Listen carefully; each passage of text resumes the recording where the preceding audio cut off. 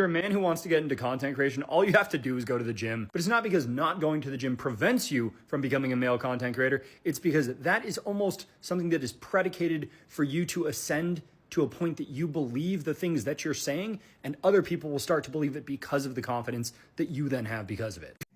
So something's happening here, and I want to preface by saying that Andrew is saying a 100% true thing, but that's not what he's noticing. It's just kind of like a bait and switch that's happening, that he is seeing growth in channels that are fitness related, and he's attributing that to what fitness does to the individual. It's 100% true that if you get physically capable, you get situationally confident, knowing how to, or being able to like deadlift 300 pounds, which isn't a whole lot when you start getting into like actually being able to move as a dude in the gym.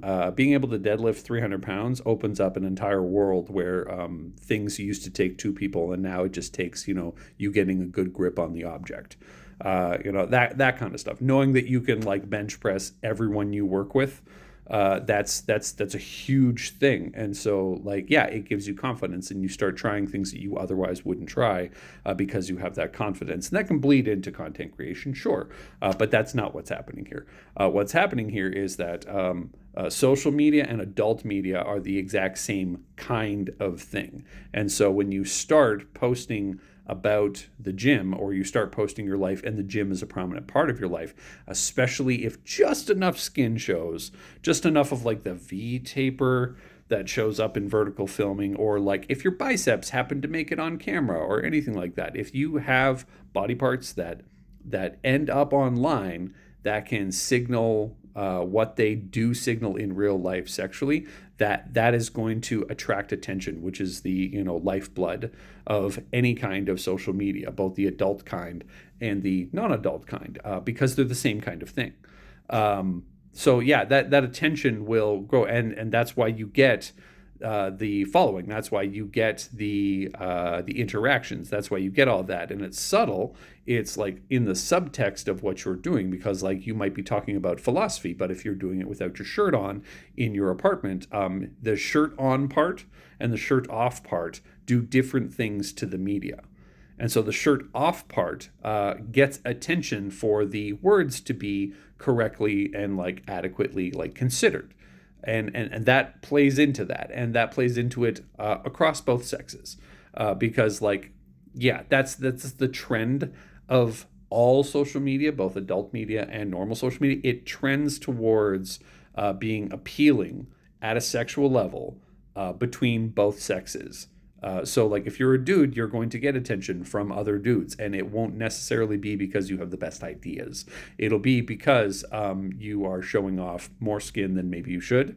And that is a signal. That is a signal that shows up. And the same thing for women when they're doing it. This it's a script. It's a script that follows. And once you realize that it's all one thing, that there isn't like a hard divide between adult media and just plain social media, that TikTok is just, the hub for,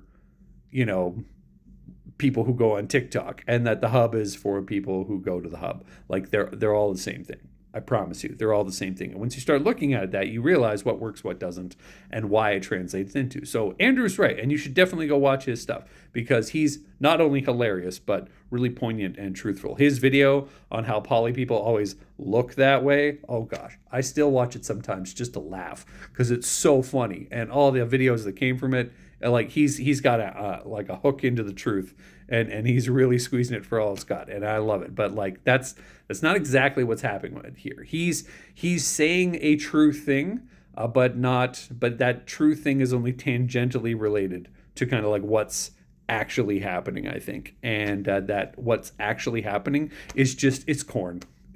Rule 34 of the internet in play. It is the most true thing you will know on the internet is Rule 34. That that's what it is. That's what this is.